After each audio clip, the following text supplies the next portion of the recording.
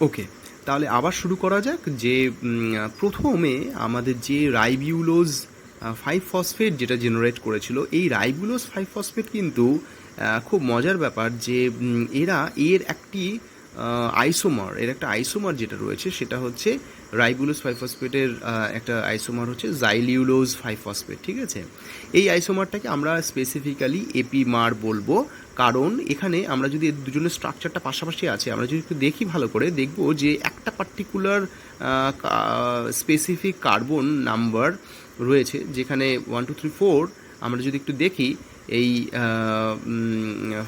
Third number 3 নম্বর যে কার্বনটা আছে, এই 3 নম্বর কার্বনে আমাদের এইচের যে অবস্থান, সেই অবস্থানটা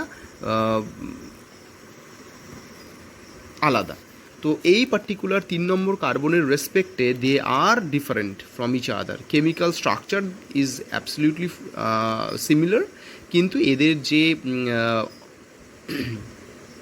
স্টিরিও আইসোমারিক ফর্ম, যেটা ওএইচের পজিশনটা আমরা আলাদা দেখতে পাচ্ছি। তো সেক্ষেত্রে এগুলোকে আমরা এপিমার মানে we have already discuss about this epimer, ঠিক আছে। তো এটা একটা এপিমার, এবং এই রাইবিউলোজ 5 ফসফেট কিন্তু একটা এপিমারেজ এনজাইমের সাহায্যে, যেটাকে বলবো আমরা ফসফোপেন্টোজ এপিমারেজ, এই এনজাইমের সাহায্যে কিন্তু জাইলিউলোজ 5 ফসফেটে কনভার্টেড হতে পারে। তাহলে ribulose 5 phosphate can be converted into xylulose 5 phosphate, ঠিক আছে। তাহলে এই রাইবিউলোজ 5 ফসফেট থেকে জাইলিউলোজ 5 ফসফেট কনভার্সন হয়, এবং আমাদের এই যে রিয়াকশন প্রসেসটা আছে সেখানে জাইলুলোজ 5 ফসফেট থেকে রাইবুলোজ 5 ফসফেট থেকে জাইলুলোজ 5 ফসফেট জেনারেট করলো, ঠিক আছে। এবার যেটা আমরা জানবো সেটা হচ্ছে যে তাহলে তো আমরা জাইলুলোজ 5 ফসফেট জেনারেট করলো, এবার এই জাইলুলোজ 5 ফসফেটের মজাটা হচ্ছে যে এই জাইলুলোজ 5 ফসফেট কিন্তু রাইবোজ 5 ফসফেটের সাথে রিয়্যাক্ট করতে পারবে। মানে রাইবুলোজ 5 ফসফেটের দুটো আইসোমারিক ফর্ম তৈরি হতে পারে, একটা হচ্ছে রাইবোজ 5 ফসফেট হচ্ছে, আরেকটা জাইলুলোজ 5 ফসফেটও জেনারেট করতে পারে। তাহলে এখন রাইবোজ 5 ফসফেট এবং জাইলুলোজ 5 ফসফেট এরা দুজনে যখন দে ক্যান রিয়্যাক্ট টুগেদার, তখন এরা একটা মজার জিনিস তৈরি করছে। সেই জিনিসটা হচ্ছে একটু দেখলেই আমরা বুঝতে পারবো যে this is the structure of xylulose 5 phosphate and ribose 5 phosphate. এবং আমি যে এনজাইমটার কথা, প্রথম যে এনজাইমটার কথা বলেছিলাম, দুটো এনজাইম ইম্পর্টেন্ট ছিল, একটা হচ্ছে ট্রান্সকিটোলেজ, একটা ট্রান্সঅ্যালডোলেজ। তাহলে এই জাইলুলোজ 5 ফসফেট এবং রাইবোজ 5 ফসফেট দুটো যখন রিয়্যাক্ট করছে, তখন ট্রান্সকিটোলেজ এনজাইম আসছে। ট্রান্সকিটোলেজ এনজাইমের সাহায্যে কিন্তু যেটা তৈরি হয় সেটা গ্লিসাইলডিহাইড 3 ফসফেট, এবং একটা পার্টিকুলার মলিকিউল, এখানে সেডোহেপটিউলোজ 7 ফসফেট নাম, এই মলিকিউলটা তৈরি হয়। তার মানে হচ্ছে এখানে যে গ্লিসাইলডিহাইড 3 ফসফেট তৈরি হলো, অলরেডি এটা একটা ইন্টারমিডিয়েট অফ গ্লাইকোলাইটিক পাথওয়ে। তাহলে এই গ্লিসাইলডিহাইড 3 ফসফেট কিন্তু গ্লাইকোলাইটিক পাথওয়েতে এন্টার করে যেতে পারে ইজিলি। তাহলে this is a substrate for glycolytic pathway, তাহলে it can be easily incorporated into glycolytic pathway, ঠিক আছে। এইবার এটা হচ্ছে ট্রান্সকিটোলেজ এই ধরনের রিয়াকশানটা প্লে করলো, ঠিক আছে, রোল প্লে করলো। এইবার যে সেডোহেপটিউলোজ 7 ফসফেট জেনারেট করলো, সেই সেডোহেপটিউলোজ 7 ফসফেট কী করছে, আবার সেকেন্ড রাউন্ডে এই গ্লিসাইলডিহাইড 3 ফসফেটের সাথে রিয়্যাক্ট করে এটা তৈরি করতে পারে। আরও পসিবিলিটিস হচ্ছে ট্রান্সঅ্যালডোলেজ এনজাইমের সাহায্যে, যেটা তৈরি করে এরিথ্রোজ 4 ফসফেট, ঠিক আছে। এটা একটা টেট্রোজ, এরিথ্রোজ 4 ফসফেট টুগেদার উইথ একটা ফ্রুক্টোজ 6 ফসফেট তৈরি করলো, ঠিক আছে। তাহলে ফ্রুক্টোজ 6 ফসফেট তৈরি হয়ে গেলে কী হলো, তাহলে ফ্রুক্টোজ 6 ফসফেট কিন্তু একটা পার্টিকুলার সাবস্টেন্স, যেটা কিন্তু ফ্রুক্টোজ 6 ফসফেট থেকে আইসোমারেজ এনজাইমের মাধ্যমে গ্লুকোজ 6 ফসফেটে কনভার্সন হতে পারে, ঠিক আছে। অথবা গ্লুকোজ 6 ফসফেট থেকে যখন ফ্রুক্টোজ 6 ফসফেট তৈরি হচ্ছে, সেটা হচ্ছে গ্লাইকোলাইটিক ইন্টারমিডিয়েট। তো এই ফ্রুক্টোজ 6 ফসফেট কিন্তু গ্লাইকোলাইসিসে ক্যান ইজিলি এন্টার, ঠিক আছে।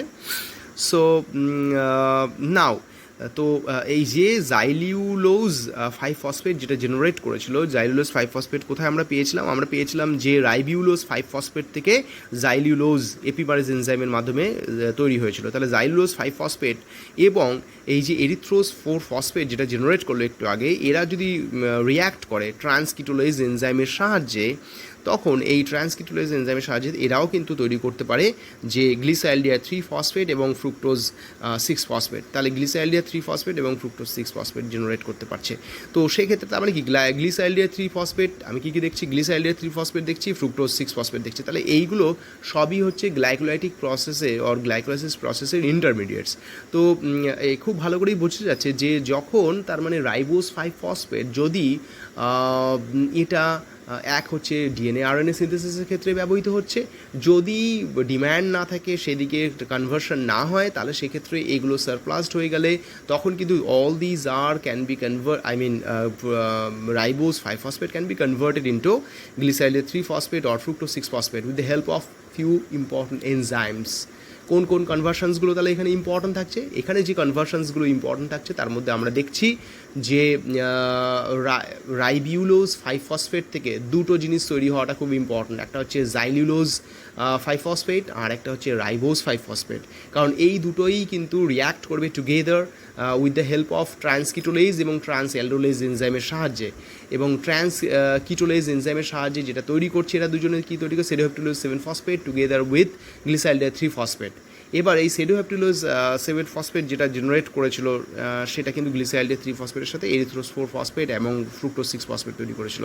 তার মানে আমরা বুঝতেই পারছি যে এখানে ট্রান্সঅ্যালডোলেজ ট্রান্সকিটোলেজ এনজাইমগুলো খুব ইম্পর্ট্যান্ট। তার সাথে যেটা রাইবিউলোজ 5 ফসফেট থেকে জাইলোজ 5 ফসফেট তৈরি করলো এপিমারেজ এনজাইমটা অ্যালং উইথ যে রাইবিউলোজ 5 ফসফেট থেকে রাইবোজ 5 ফসফেট তৈরি করলো সেটা হচ্ছে একটা আইসোমারেজ এনজাইম। তো এই এনজাইমসগুলো আর ইম্পর্ট্যান্ট ইকুয়ালি।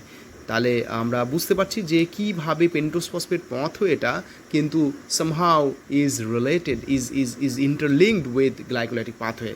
তো এইভাবে মোটামুটি এই প্রসেস দুটো ইন্টারলিঙ্কড হতে পারে। এই হচ্ছে আমাদের process, entire process of pentose phosphate pathway. I hope you understood the particular subject. এবং আমি এই ভিডিওটা তোমরা দেখো, আমি এরপর নোটস হিসেবে তোমাদেরকে রিটেন পাঠিয়ে দিচ্ছি।